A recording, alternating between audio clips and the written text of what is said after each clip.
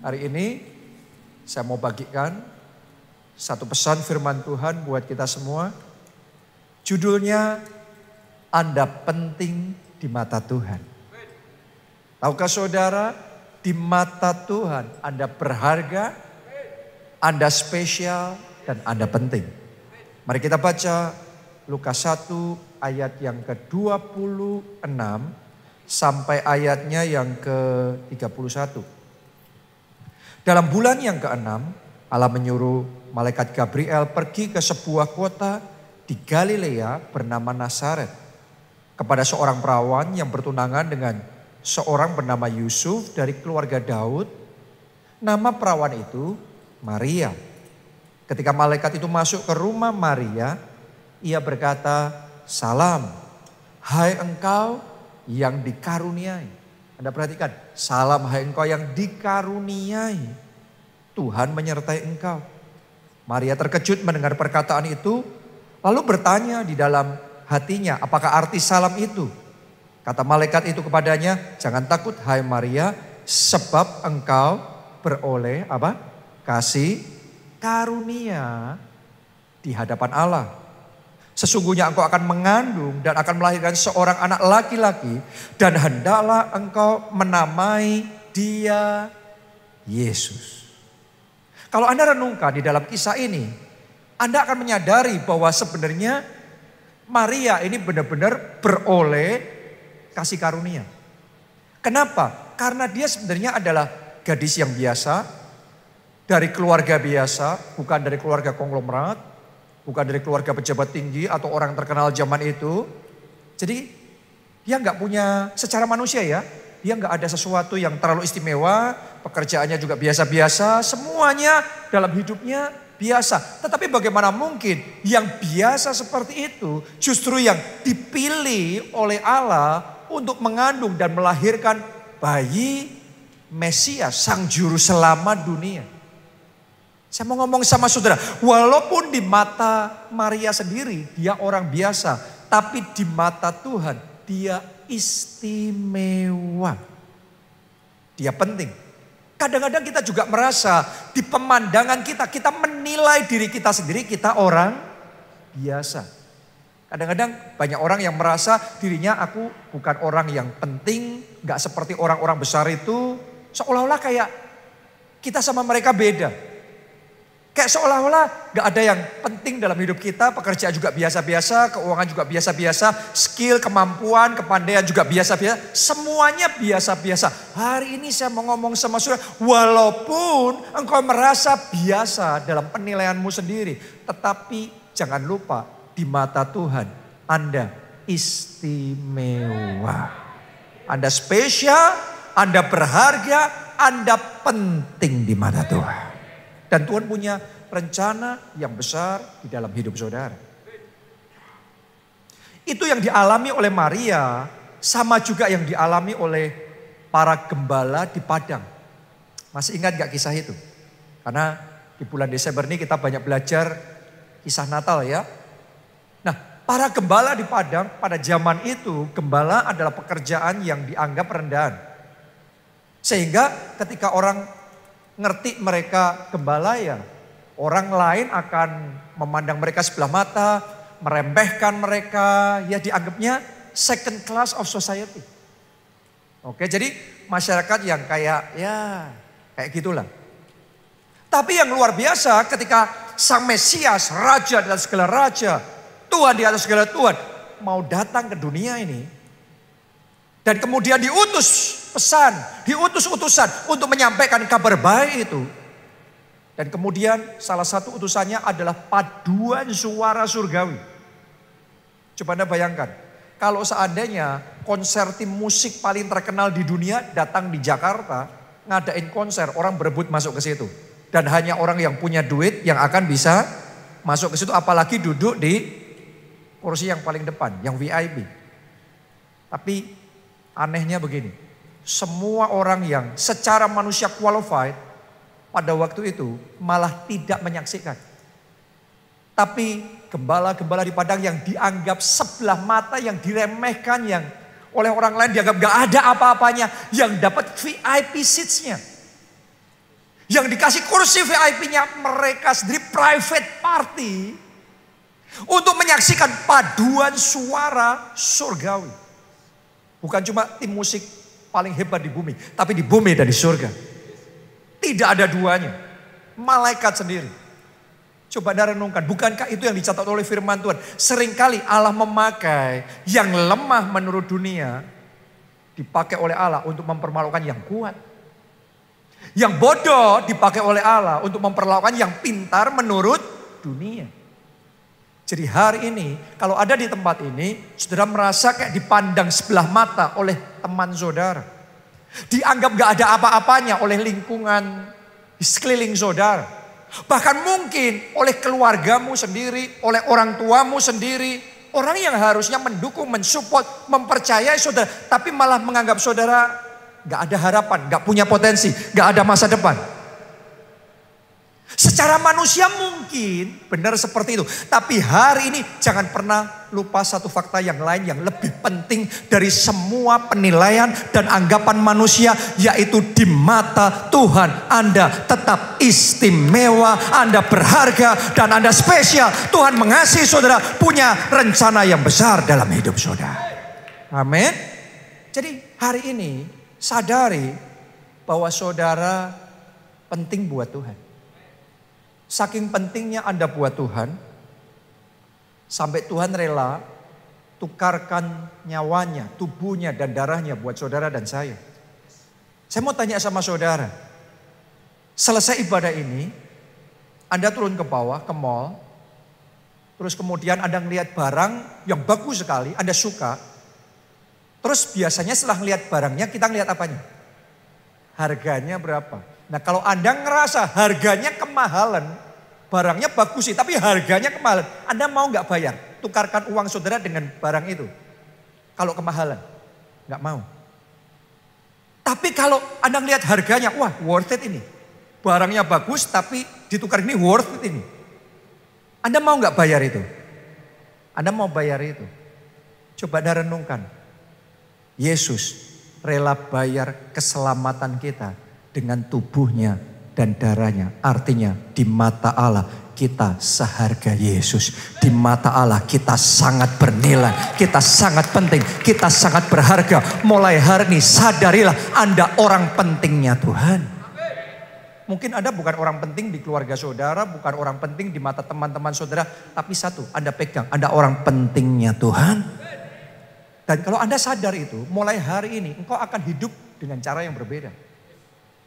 Engkau akan berdoa dengan cara yang berbeda.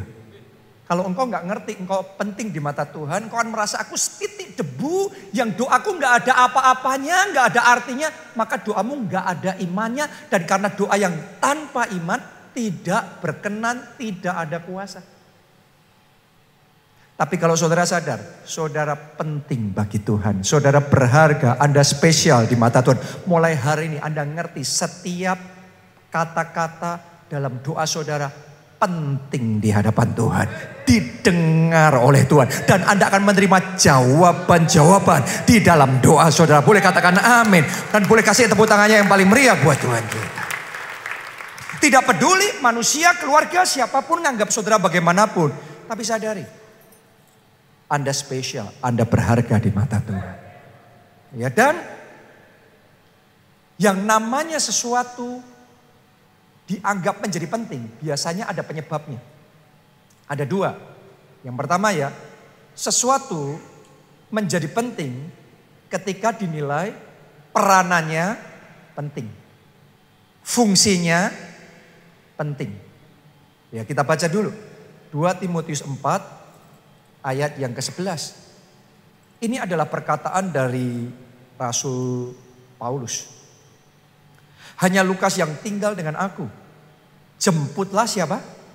Markus. Jadi di ayat ini Paulus tuh fokusnya sedang bicara tentang seorang anak muda namanya Markus. Jemputlah Markus dan bawalah ia kemari karena, coba Anda perhatikan. Apa kata Paulus? Pelayanannya penting bagiku.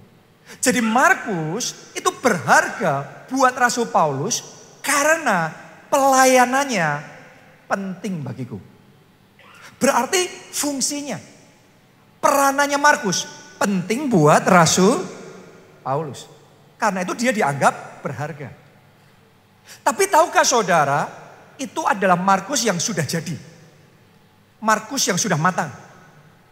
Tapi tidak demikian mulanya. Kalau Anda pelajari Alkitab, sejarahnya relationship antara Paulus sama Markus, ini beda. Babak yang sebelumnya nggak kayak gitu. Babak sebelumnya Paulus itu nganggap Markus ini anak muda yang nggak becus.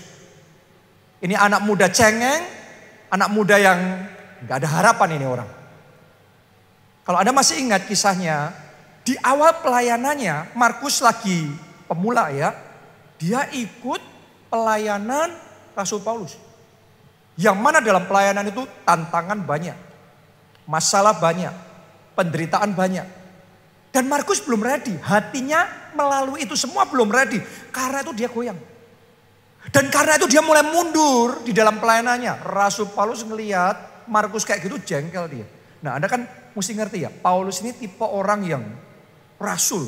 Tipe orang yang tangguh, tipe orang yang biasanya orang kayak gitu akan gemes banget kalau ketemu sama orang yang cengeng. Sama anak manja. Jadi dia sudah langsung ini percuma. Anak ini percuma, dicoret namanya Markus sama ini sudah percuma, sudah minggir aja. Coba Anda renungkan itu. Tapi yang luar biasa, Markus ini ternyata dia tetap jaga hubungannya sama Tuhan. Walaupun dicoret oleh rasul sekapasitas Paulus. Tapi dia tidak menjadi kecewa. Dia terus maju di dalam Tuhan. Dia melakukan yang bisa dia lakukan, yang terbaik yang bisa dia lakukan. Dan dari waktu ke waktu dia semakin bertumbuh. Dari waktu ke waktu karakternya semakin terbentuk. Tahan ujinya terbentuk. Dia mulai komitmennya semakin berkembang. Dia mulai skillnya semakin tajam. Karunia-karunia rohnya semakin berkobar. Dan prestasinya mulai luar biasa.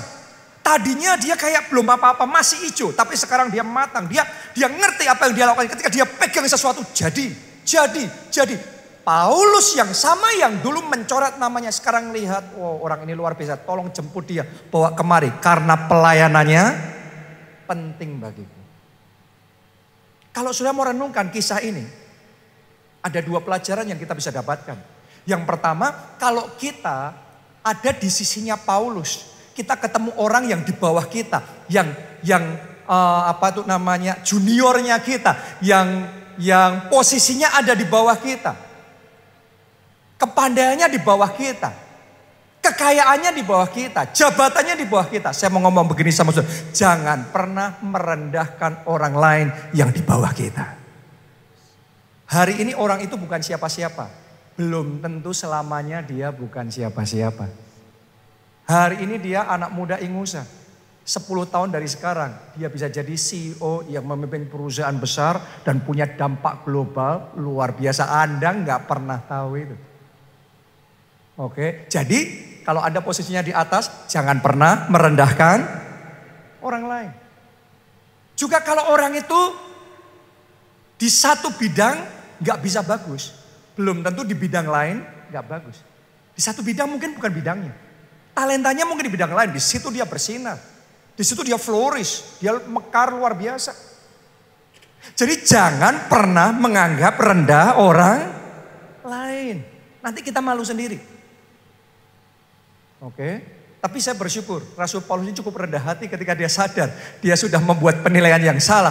Dia mau mengakui dan dia ngomong di hadapan orang lain. Bawa ke sini Markus karena ia penting bagiku. Itu pelajaran pertama. Pelajaran yang kedua, kalau kita ada di sisinya Markus dan kita dicoret oleh atasan kita. Kita tidak dianggap dicoret oleh orang tua kita sendiri. Keluarga kita sendiri. Atau bahkan kita dicoret oleh hamba Tuhan sekelas Rasul Paulus. Sekelas Nabi Elia. Kita pikir itu sudah akhir dari segalanya. Saya mau ngomong begini sama saudara. Yang mencoret boleh siapapun. Asal bukan Tuhan yang mencoret saudara. Masih tetap ada harapan di dalam Tuhan. Karena pengharapan akan Allah tidak mengecewakan. Amin. Jadi walaupun manusia mencoret saudara, jangan berkecil hati, jangan berputus asa selama Tuhan tetap punya rencana besar dalam hidup saudara. Anda percaya, maka keadaan bisa berubah. Amin. Ya, jadi saya waktu merenungkan kisah ini, saya jadi teringat dengan perjalanan hidup dari Bapak rohani kita, Pak Obaja, gembala kita. Waktu dulu dia masih remaja, dia juga dianggap anak muda yang gak punya masa depan. Kenapa? Karena orangnya terlalu minder sekali, rendah diri sekali, karena dia punya masalah dengan rambutnya dan lain sebagainya. Dia jadi minder dan rendah diri sekali. Dia gak berani ketemu sama orang, jangankan ketemu bicara, ya, membangun hubungan. Kalau ada orang yang datang ke rumah, keluarga sendiri datang ke rumah, dia gak berani keluar dari kamarnya. Bahkan dia sembunyi di bawah ranjang. Coba renungkan itu. Dia menganggap dirinya sendiri sudah tidak punya masa depan. Bahkan Pak Obaja pernah cerita sama saya, dia pernah ikut tes ya, semacam kayak IQ tes. Saya nggak tahu persisnya tes apa itu. Tapi itu tes resmi yang memang waktu itu diwajibkan untuk ikut. Dia ikut tes itu dan kemudian keluar hasilnya. Hasil tesnya mengatakan orang ini Pak Obaja tidak mungkin jadi pemimpin dan tidak punya kemampuan jadi pemimpin. Itu hasil tesnya. Kayak Markus sudah dicoret namanya sama Rasul Paulus. Sekarang ini tes yang sudah diformulakan oleh para pakar yang mana ngerti bakatnya bahwa orang ini tidak punya kemampuan dan tidak bakal bisa jadi pemimpin. Puji Tuhan Pak Obaja tidak menerima tesnya para ahli itu sebagai keputusan final. Sadarilah, keputusan final hanya dari atas. Selamat Tuhan masih ngomong go. Selamat Tuhan masih ngasih lampu hijau. Selamat Tuhan masih menyertai. Jangan menyerah, jangan takut, jangan kecil hati saudara. Karena Tuhan sanggup membalikkan kelemahan saudara menjadi kekuatan. Tuhan sanggup membalikkan kegagalan saudara menjadi keberhasilan. Tuhan sanggup mengubah batu sandungan jadi batu lompatan. Di sini ada yang sedang menghadapi batu sandungan. Harusnya Anda tersandung dan jatuh. Tapi batu yang sama dalam nama Yesus diberkati, diurapi. Masalah yang sama diberkati, diurapi. Tuhan pakai itu untuk membawa lompatan yang lebih besar. Terobosan yang lebih besar di dalam hidup saudara. Amin. Jadi jangan berkecil hati. Kalau Anda dalam posisi Markus yang dicoret oleh orang lain siapapun itu. Kalau Anda dalam posisi Markus atau Pak Obaja, Anda tes, kemudian muncul hasil tes, ada sakit penyakit yang tidak bisa diobati. Mungkin secara medis itu benar. Tapi jangan pernah lupa, engkau punya Tuhan yang besar. Dan bagi Tuhan, Anda penting, Anda berharga, Anda spesial. Kalau saudara tetap percaya sama Tuhan, Anda akan melihat tangannya bertindak dalam hidup saudara. Dan kalau tangannya bertindak, maka pintu-pintu akan terbuka dalam hidupmu. Boleh kita katakan amin. Kita kasih tepuk tangan yang meriah buat Tuhan. Haleluya. Jadi sadarilah bahwa dirimu penting, berharga di mata Tuhan. Tadi kita belajar yang pertama, sesuatu itu menjadi penting karena apa? Fungsi. Tapi tidak selalu karena fungsi. Anda penting buat Tuhan karena cinta. Karena Tuhan mengasihi saudara. Jadi sama seperti kayak cincin kawin ini. Buat saya cincin kawin ini penting. Bukan semata-mata nilai rupiah emasnya. Buat saya ini jauh lebih dari sekedar nilai rupiahnya. Kenapa? Karena ini adalah simbol cinta saya sama istri saya. Ini lebih berharga dari sekedar rupiah. Sama seperti kalau saudara punya anak. Anak saudara yang kalau masih bayi ya, sudah belum bisa bekerja membalas budi orang tua. Belum bisa dong. Masih bayi cuma bisanya ngerepotin, ngompol. buat saudara begadang. Tapi saya mau tanya sama saudara, walaupun dia belum bisa berfungsi, pentingkah dia buat Anda? Oh, segalanya. Kenapa? Karena Anda sayang sama anak saudara itu. Lebih dari itu, Tuhan sayang sama saudara. Tuhan mengasihi saudara. Anda mungkin belum bisa melakukan banyak buat kerajaan Allah. Anda mungkin masih jatuh bangun di dalam dosa. Anda mungkin ketaatannya masih terbatas sebisanya. Iblis mungkin berusaha mengintimidasi. Kamu kalau kayak gitu gak layak, gak usah beribadah, gak usah ke gereja. Kamu ngapain berdoa, kamu gak layak. Tapi hari ini dengarkan baik-baik, Alkitab berkata sekalipun kita tidak setia, Dia tetap setia. Alasannya cuma satu, karena Dia mengasihi kita.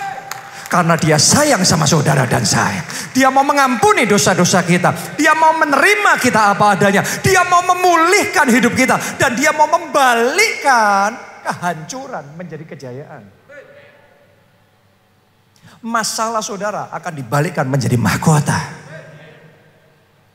Karena sederhana. Bukan karena fungsi, bukan karena apa yang Anda bisa lakukan buat Tuhan. Tapi karena Tuhan mengasihi. Tuhan cinta sama kita. Karena itu di mata Tuhan kita penting. Anda spesial, Anda berharga. Nah sekarang setelah kita menyadari bahwa di mata Tuhan kita berharga, kita spesial. Terus kita harus ngelakuin apa? Nomor satu, rawat hidup saudara. Saudara punya banyak barang kan? Perlakuan saudara antara yang penting sama barang gak penting sama apa beda? Beda. Kalau tisu sudah bekas nggak dipakai, sudah terpakai maksudnya, bukan sesuatu yang penting, kita simpan, kita bersihkan atau dibuang? Dibuang. Tapi sesuatu yang berharga, yang bernilai, kotor pun Anda bersihkan, Anda rawat, Anda simpan dengan baik. Jadi kalau saudara sadar hidupmu penting di mata Tuhan, rawat hidup saudara. Kalau engkau sadar tubuhmu penting, sadar nggak tubuh saudara penting? Kadang-kadang banyak dari kita, banyak orang belum sadar loh tubuhnya penting. Makanya tubuh kayak jadi tong sampah. Makanan-makanan sampah semua nggak karu-karuan, hidupnya nggak karu-karuan. Sadarkah saudara buat tubuh saudara itu, Alkitab ngomong, bait suci Roh Kudus. Itu penting buat Tuhan. Anda boleh punya banyak uang dan kemudian gonta-ganti mobil, tapi Anda nggak bisa gonta-ganti tubuh. Ya tubuh saudara dikasih Tuhan satu sampai selesai. Benar? Karena itu sadarilah tubuh saudara penting. Itu sebabnya kasih makanan yang baik. Miliki gaya hidup yang sehat. Yang berkualitas. Kenapa? Karena tubuh saudara penting di mata Tuhan. Apakah saudara sadar pernikahan saudara penting? Keluarga saudara penting. Kalau sadar kenapa kerja terus dan gak punya waktu buat anak-anak? Gak punya waktu buat pasangan? Hari ini sadari, istrimu penting. Suamimu penting, anak-anakmu penting. Orang tuamu penting, investasikan waktu saudara, hidup saudara, buat keluarga saudara, buat pernikahan saudara. Mereka penting. Keluarga saudara penting. Waktu saudara juga penting. Kalau orang gak nyadari waktunya penting, maka kita sia-siakan waktu dan kita gak ngerasa kehilangan. Kenapa? Gak sadar waktu kita penting. Sadarkah saudara setiap detik, setiap menit, setiap jam, setiap hari yang kita lalui tidak akan pernah bisa kembali. Anda sekaya apapun tidak pernah bisa membeli satu detik pun kembali. Jadi detik demi detik yang kita lalui itu berharga, itu precious, itu penting. Karena itu jangan sia-siakan waktu yang Tuhan berikan. Kalau Tuhan masih kasih saudara waktu, hidup di dunia masih ada nafas. Mari kita pakai hidup kita untuk melayani Tuhan. Mari kita pakai hidup kita untuk memuliakan Tuhan. Untuk menyenangkan hati Tuhan. Amin.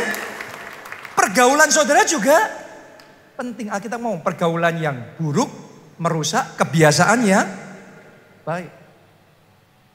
Saudara akan kelihatan nanti jadi seperti apa dari teman-teman saudara loh.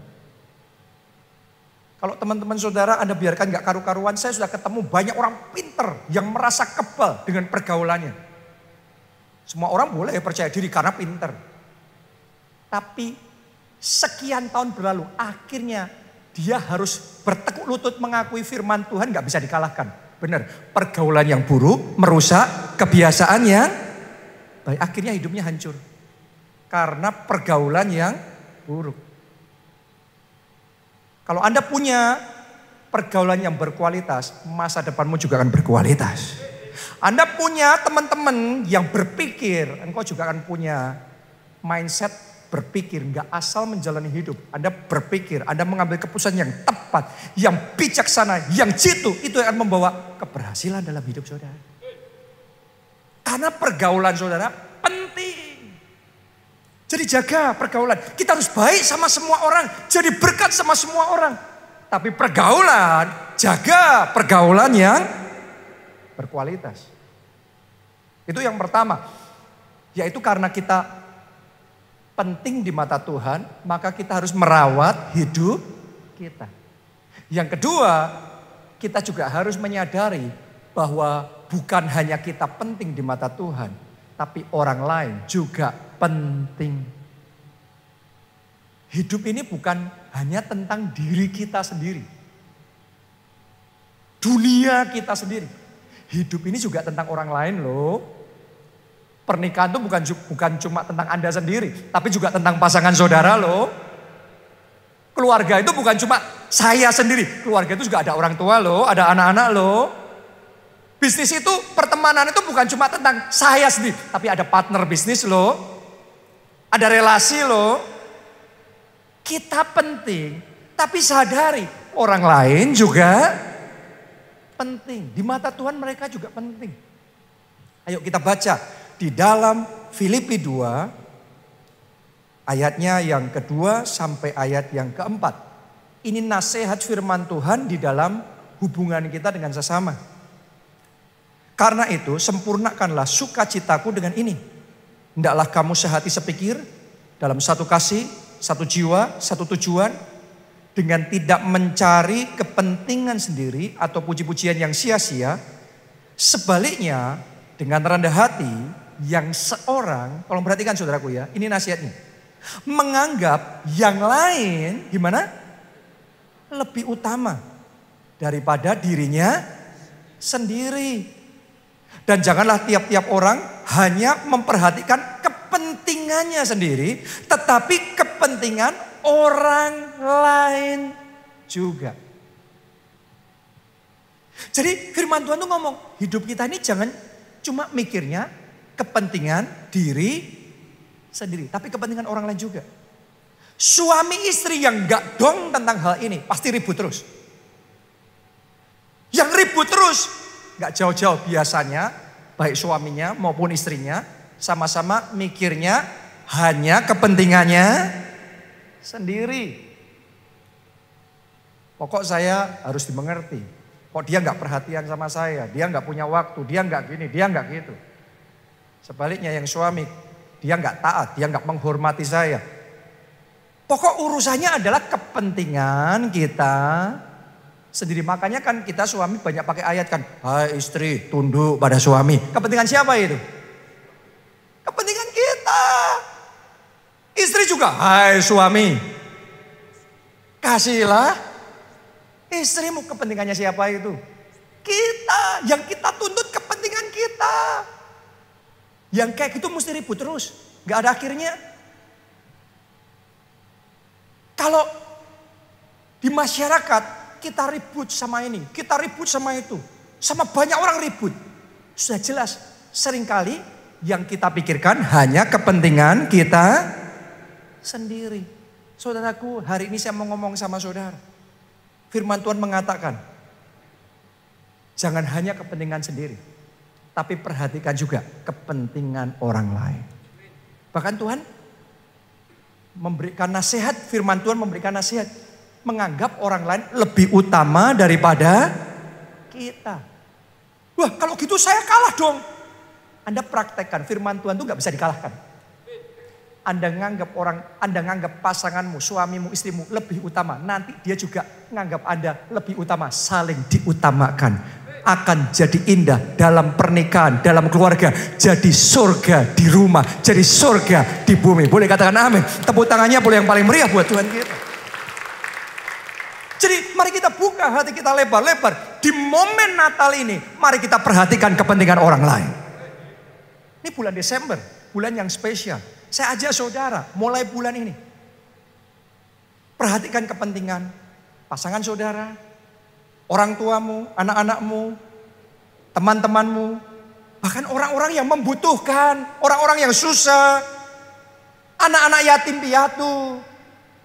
Mari perhatikan mereka. Saya senang kemarin ketika mengikuti perayaan Natal Kids Impact di gereja kita di PIK. Siapa yang datang kemarin? Boleh lambaikan tangan saudara. Ya, oke. Luar biasa sekali. Kemarin tempat itu penuh saudaraku. Anak-anak happy sekali. Meriah sekali. Tapi yang saya melihat saya senang. Itu bukan hanya karena anak-anak Kids Impact sekolah minggu di gereja kita. Mereka happy dalam merayakan Natal. Tetapi karena juga pada perayaan Natal itu. Kita invite ada anak-anak dari panti asuhan yang ikut hadir. Dan cukup banyak juga yang ikut hadir dan merayakan Natal bersama-sama. Awalnya mereka nggak menduga, mereka dipikir cuma datang ke acara biasa. Mereka surprise, mereka kaget, wah acaranya bagus, acaranya meriah sekali. Kita kasih apresiasi, bahkan kita berkati mereka. Mereka pulang dengan sukacita. Di momen Natal ini saya ajak saudara nggak cuma mikir diri sendiri, terus nggak cuma doanya untuk saya, terus untuk diri sendiri, terus di momen Natal ini saya ajak semua jemaat di tempat ini, ayo kita bangkit jadi berkat, jadi berkat, jadi berkat. Tepuk tangannya boleh yang paling meriah buat Tuhan kita. Kemarin Jumat saya baru saja kembali dari perjalanan ke Afrika di Nigeria. Saya belajar banyak hal. Tapi satu yang saya mau ceritakan sama saudara, saya terinspirasi dari satu orang hamba Tuhan namanya Pastor David Ibiyeomie. Susah ya ngomongnya ya. Tapi dia itu cucu rohani dari Pastor Adeboye. Ya. Ini orang yang luar biasa. Dia punya prinsip dalam hidupnya, yaitu rising by lifting others. Jadi dia maunya naik dengan apa? Mengangkat orang lain. Jadi berkat buat orang lain. Jadi dia itu sudah sejak dari awal hatinya itu memang giving. Jadi berkat, jadi berkat. Makanya sampai Tuhan bawa pun juga sampai sekarang dia terus hatinya jadi berkat bagi orang lain. Dia mendirikan yayasan dan melalui yayasannya itu dia memberikan banyak sekali beasiswa. Sehingga di sana orang-orang yang kepingin kuliah tapi nggak punya dana, harusnya putus kuliah, sekarang bisa kuliah. Harusnya nggak bisa sekolah, tapi karena dibantu sekarang bisa melanjutkan sekolah. Itu hidupnya jadi berkat luar biasa. Suatu kali saya melihat itu saudaraku ya. Suatu kali dia dengar sekolah waktu masa kecilnya ambruk, rusak, entah karena apa, pokok rusak parah. Dia dengar itu, dia tergerak hatinya. Dia renovasi rumah, renovasi sekolah itu, SD itu. Tapi bukan sama seperti sebelumnya. Dibuat berlipat kali ganda, jauh lebih bagus, jauh lebih megah, jauh lebih lengkap dari sebelumnya. Padahal itu bukan sekolah miliknya, dia punya sekolah sendiri. Itu sekolah milik gereja Metodis. Tapi dia renovasi semuanya dengan dana mereka sendiri. Setelah itu dia serahkan kepada gereja lain. Intinya hidupnya bukan tentang diri sendiri. Hidupnya mau jadi berkat. Saya berdoa hidup saudara juga mau jadi berkat. Untuk keluarga jadi berkat. Untuk teman-teman jadi berkat. Untuk sebanyak mungkin orang jadi berkat. Amin. Itu luar biasa. Saya benar-benar terinspirasi melihat, wow. Tahun 2015, ini cuma beberapa kesaksian aja ya. tahun 2015, dia disuruh sama Tuhan jadi berkat buat 3 pendeta, 3 hamba Tuhan. Senilai 1 juta US dollar. 1 juta US dollar. Berarti sekarang berapa itu? 15 M lebih ya. Itu 2015. Dia jadi berkat. Dia nggak mikir apa-apa, ya sudah. Jadi berkat ya sudah, selesai. Setelah itu sudah. Dia nggak mikir, dia pokok maunya hidupnya jadi berkat. Dia nggak mikir apa-apapun, firman Tuhan tetap berlaku. Orang kalau jadi berkat, dianya sendiri akan diberkati.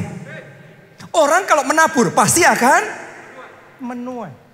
Dengan cara yang ajaib. Ternyata saudaraku setelah 6 tahun. Ini peristiwa terjadinya 2021, berarti 6 tahun ya. 6 tahun. Ya, setelah 6 tahun, dari taburan 6 tahun sebelumnya itu, entah gimana Tuhan buka jalan, sehingga di Desember 2021, berarti setahun yang lalu, tiba-tiba dia terima pemberian besar sekali, 1 properti, tanah dan bangunan di Alabama, di Amerika Serikat. Yang besar, yang luas sekali, sehingga untuk membayar asuransinya saja nilainya 7 juta US dollar. Itu nggak tahu berapa itu nilai propertinya, saya nggak ngerti berapa. Tapi asuransinya aja yang saya dengar itu 7 juta US dollar. Apa yang tidak dilihat mata, tidak didengar telinga, tidak timbul dalam hati manusia, itu yang Tuhan berikan bagi orang-orang yang mengasihi Dia. Haleluya. Kerinduan hatinya hanya jadi berkat. Mulai Natal jadi berkat. Amin. Siapa yang mau dipakai Tuhan untuk jadi berkat? Ya saya sendiri juga sudah sekian waktu komitmen sama Tuhan dan selalu saya lakukan tiap bulan. Saya komitmen sekian dari penghasilan saya langsung pindah ke rekening khusus. Itu rekening untuk jadi berkat. Jadi kapanpun Tuhan bicara dalam hati saya, Tuhan menggerakkan hati saya untuk membantu. Sudah ready. Itu nggak boleh dikotak-katik untuk yang lain. Itu hanya untuk jadi berkat. Saya cuma mau menyediakan diri saya dipakai oleh Tuhan, jadi kepanjangan tangan Tuhan, jadi berkat. Kita masing-masing punya kapasitas yang berbeda-beda. Tapi yang saya tahu, orang yang setia perkara kecil, dipercaya perkara yang besar. Bahkan Anda nggak punya uang pun, Anda punya waktu kok. Anda punya doa kok, Anda punya tenaga kok, Anda punya talenta kok. Anda bisa lakukan itu untuk melayani. Haleluya. Itu yang kedua. Tadi yang pertama apa? Sadari saudara penting, karena itu rawat hidup Anda sendiri. Yang kedua, bukan cuma kita yang penting, tetapi orang lain juga penting. Yang terakhir, mari kita pastikan dan ambil komitmen dalam hidup kita, Tuhan yang terpenting. Dia yang sudah mati bagi kita. Dia berikan segalanya buat kita. Apa yang bisa kita lakukan untuk membalas kebaikan Tuhan? Selain daripada untuk menyenangkan hati Tuhan. Menyukakan hati Tuhan. Jadi mulai hari ini saya mau ajak saudara semua love God-nya, cinta Tuhannya with passion. Karena orang Kristen kalau ditanya cinta Tuhan enggak? Semua orang Kristen pasti ngomong cinta Tuhan. Tapi cinta Tuhannya ada yang asal cinta, ada yang cintanya with passion. With passion cinta Tuhannya. Saya waktu di Nigeria, di Afrika kemarin, saya tuh melihat wow. Dalam kesusahan mereka, dalam keterbatasan mereka, dalam kemiskinan mereka, tapi semuanya itu tidak menghentikan mereka. Tetap cinta Tuhannya luar biasa. 2019 kita terakhir, saya terakhir sebelum pandemi berangkat ke sana. Desember 2019. Saya tukar uang ke uangnya mereka. Terus 3 tahun pandemi kan, baru kemarin saya kembali dari sana. Saya tukar uang yang sama. Saya kaget ketika kita tukar uang itu, kita dapat double. Artinya uang mereka turun banyak sekali sehingga rupiah yang sama sekarang value-nya double. Kalau di Indonesia kita banyak komplain bersungut-sungut, sekarang susah, harga-harga naik dan macam-macam. Saya yakinkan saudara, mereka lebih susah dari kita. Inflasi lebih ngeri di sana. Oke, tapi tidak ada yang bisa memisahkan mereka dari kasih Allah. Di dalam keterbatasan, di dalam kesusahan mereka tetap cinta Tuhan. Mereka tetap memuji Tuhan. Dan kalau mereka memuji Tuhan, itu memujinya with passion. Bro Jeffrey ini pernah bersama saya ke Nigeria. Dia tahu orang sana kalau sudah memuji Tuhan, itu beda sama kita orang Indonesia. Kaku semua badan kita ya. Mereka itu kayak sudah lahir dengan musik sehingga goyangannya itu saudaraku maut sekali. Begitu Anda melihat mereka memuji dan menari buat Tuhan, itu kayak tidak ada tanda-tanda kesusahan, kesedihan, kemiskinan. Hilang semuanya. Kenapa? Karena mereka memujinya with passion. Saya percaya mulai hari ini jemaat keluarga Allah memujinya nggak pernah biasa-biasa lagi. Mulai hari ini memuji Tuhan with passion, menari buat Tuhan with passion. Coba lihat tepuk tangannya kan kayak gini kan.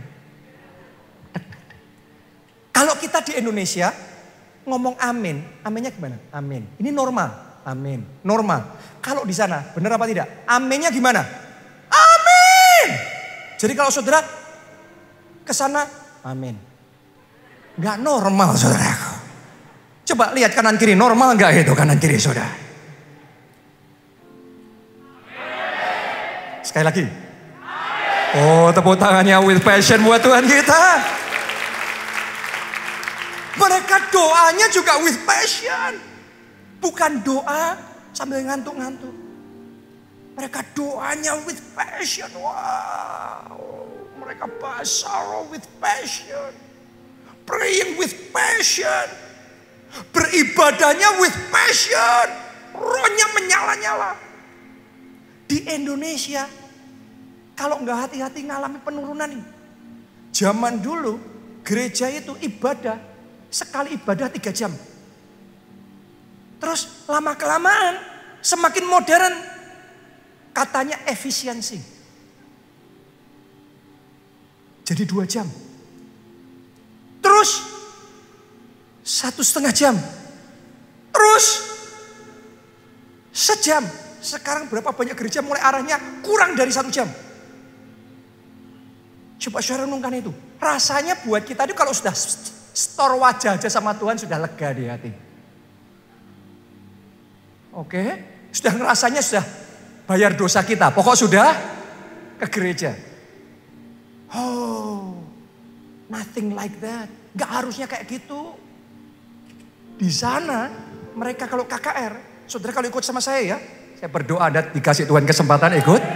Karena seru banget, asik banget ya. Mereka kalau KKR, itu seminggu penuh, dari Senin sampai Minggu. Dan tiap hari pagi sampai malam. Nah, saya berangkat hari Selasa. Mendaratnya Rabu pagi, siang. Terus kita siap-siap. Berangkat itu Rabu, saya ingat jam 5. Saya berangkat jam 5. Ibadah baru selesai jam 1 malam. Kamisnya saya berangkat jam 5 lagi. Ibadah selesainya jam 2 malam. Gak ada yang pulang dulu. No. Tambah malam tambah hot saudara. Hari Jumatnya itu peaknya, puncaknya itu istilahnya ya puncak KKR-nya mereka. Itu Jumat, selalu tiap Jumat. Ya. Itu saya harus berangkat lebih awal jam 4. Sore berangkat. Coba tebak, saya pulang jam berapa? Kemarin saya sampai hotel saya jam 6 pagi. Coba saudara renungkan itu. Jadi 12 jam lebih. Ibadah memuji, menyembah Tuhan. Dan itu gak kayak saudara di sini enak ada AC-nya. Di sana angin berobos. Dan di sana apa itu? Kipas anginnya ngeri, saudaraku. Itu kipas angin Afrika beneran. Kalau kita mah di Indonesia kita kipas angin yang kecil gitu kan. Kalau di sana kipas anginnya diameter berapa itu ya? Kayak helikopter beneran. 10-15 meter, saudaraku. Itu wus, wus, wus. 12 jam Anda di wus, wus, wus. Orang Indonesia ngomong, wah sakit ini, kita sakit ini. Tapi saudara, nanti kalau ikut sama saya jadi saksinya. Peserta kita semua dari Indonesia yang ke sana gak ada yang sakit. Semuanya diurapi, semuanya sehat. Itu luar biasa benar. Jadi mereka ibadahnya with passion. Oh, saya berdoa. Sukacita yang baru di dalam melayani Tuhan, di dalam beribadah, di dalam berdoa, di dalam memuji dan menyembah Tuhan dibangkitkan dalam hati saudara. Apinya nyala kembali. Tepuk tangannya boleh yang paling meriah buat Tuhan kita. Dan ini sudah dimulai nih. Kemarin KKR Kids Impact di gereja kita di Pix ramai sekali. Tadi saya cerita sama saudara. Hari sebelumnya gereja kita di Jogja juga KKR Kids Impact, karena seminggu ini lebih banyak Kids Impact ya. Itu tempat penuh sesak sampai depan. Sampai paling depan. Itu saudara ya, kan ini tempat di rooftop di mall. Jadi bawahnya itu, yang atas itu food court, terus kemudian naik ke atas itu eskalator khusus ke tempat kita. Itu yang dari eskalator sampai ujung ke ujung berbagai area di mall itu antrian naik ke sini dan itu harus di stop. Gak tahu berapa ribu orang itu harus di stop, gak bisa masuk. Berjejal. Hari sebelumnya lagi gereja kita di Solo ngerayain juga Natal Kids. Kapasitas gedung 5.000. Yang hadir anak-anaknya 8.000 anak, saudara. Tempatnya nggak muat nih. Nggak ada social distancing lagi nih. Dan Anda nggak perlu takut. Saya sudah nyoba di Afrika, di Nigeria. Itu 3 km kali 3 km. 9 juta meter persegi, 900 hektar. Itu KKR 17 juta orang on-site di lokasi. Dan mereka, semua orang Afrika, kulit hitam, tidak ada yang pakai masker. Beneran, yang di sana pakai masker itu orang Indonesia. Atau orang Asia, itu yang masih pakai masker. Anda pergi ke Israel, apa ada yang pakai masker? Anda pergi ke Amerika, apa ada yang pakai masker? Anda ke Eropa, apa ada yang pakai masker? Gak ada, cuma kita Indonesia paling taat. Haleluya. Jadi di KKR itu kita diberkati luar biasa, saudaraku. Gak cuma ini ya, kali ini di Solo ya. Kali ini di Solo tahun ini spesial, paling spesial, telur paling spesial, saudaraku. Karena dalam sejarah kota Solo, baru tahun ini di bawah wali kota Solo yang sekarang, Pak Gibran ya, anaknya Pak Jokowi. Di balai kotanya selama berhari-hari berminggu-minggu diadakan konser Natal. Perayaan Natal besar-besaran. Ini di balai kota. Ini adalah ketika gereja kita dikasih kesempatan memimpin. Wih, itu tempat membludak. Meluber sampai orang sudah susah gerak. Itu di jalan utama. Kayak ibaratnya di Jakarta tuh Sudirman. Kalau Sudirman pusatnya di mana itu? Bundaran HI ya. Itu di sana, di Solo saudaraku. Ibaratnya kayak bundaran HI-nya. Itu dipasang pohon Natal besar. Itu pohon Natal dari gereja kita di sana. Pak Ubaja recording menyampaikan pesan Natal. Wow. Ini belum pernah terjadi sebelumnya dalam sejarah kota Solo. Tapi tahun ini breakthrough. Get ready. Bersiap. Karena revival besar akan terjadi. Kebangkitan besar akan terjadi. Biarlah rohmu menyala-nyala. dan layani Tuhan. Anda penting, orang lain penting. Tapi mulai hari ini kita ngomong, Tuhan, Engkau yang terpenting, Engkau yang terutama, Engkau yang pertama dalam hidupku. Mari kita kasih tepuk tangan yang paling meriah. Bangkit berdiri semuanya. Menyenangkanmu. Angkat dua tangan saudara. Mari angkat tangan saudara, katakan, menyukakanmu.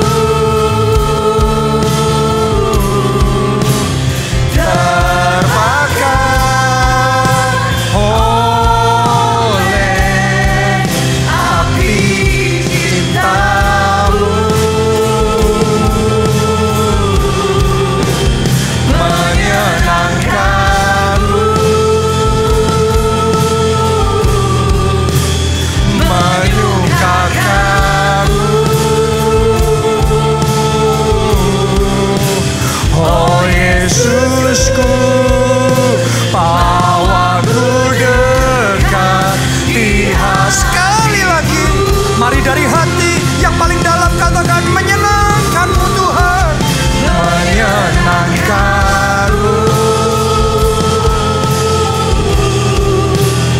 Menyukakanmu. Terbakar oleh api cintamu. Menyenangkanmu,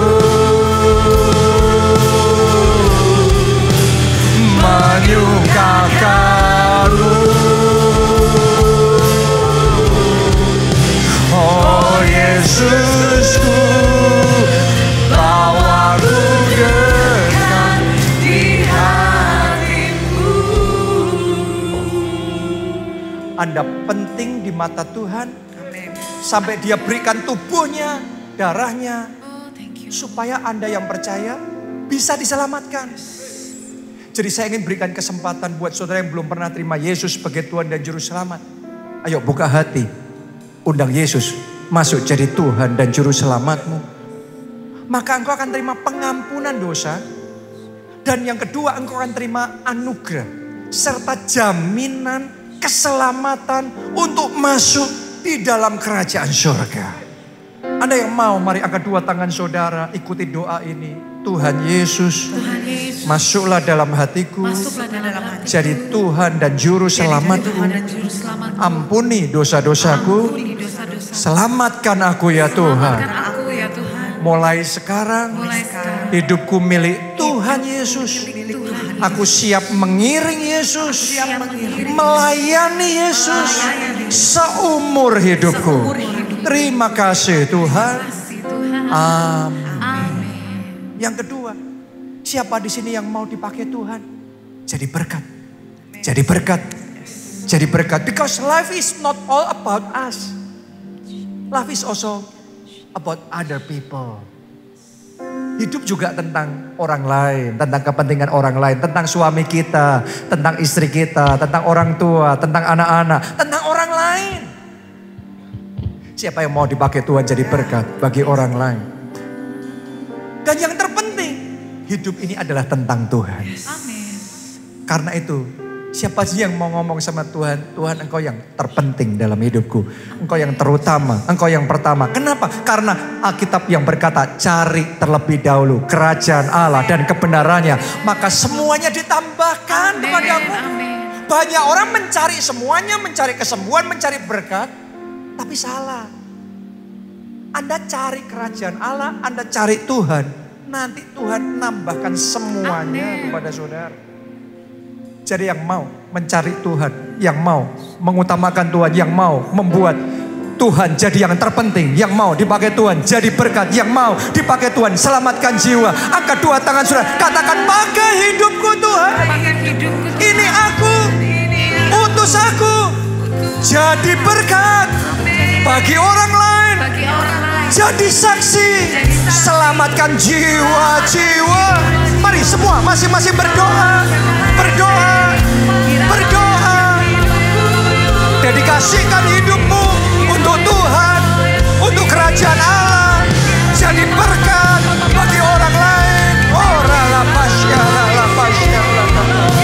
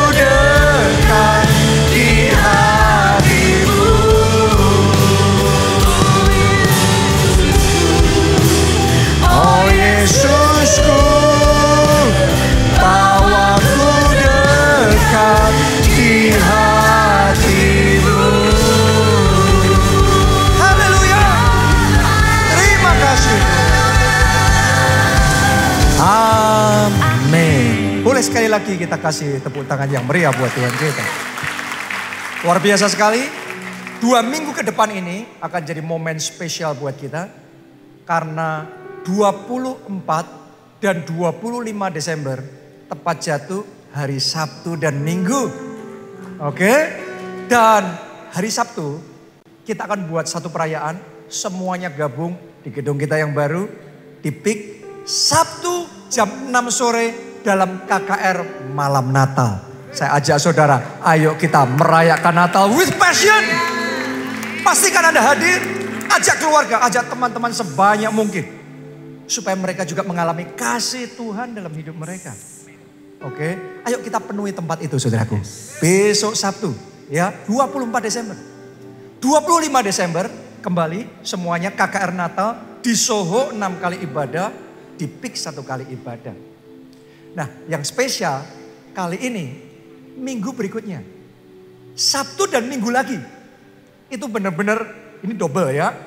Sabtu tanggal 31 Desember. Minggunya 1 Januari. Dan untuk Jakarta, gereja kita ini baru pertama kalinya kita akan adakan ibadah tutup tahun. Ibadah crossover.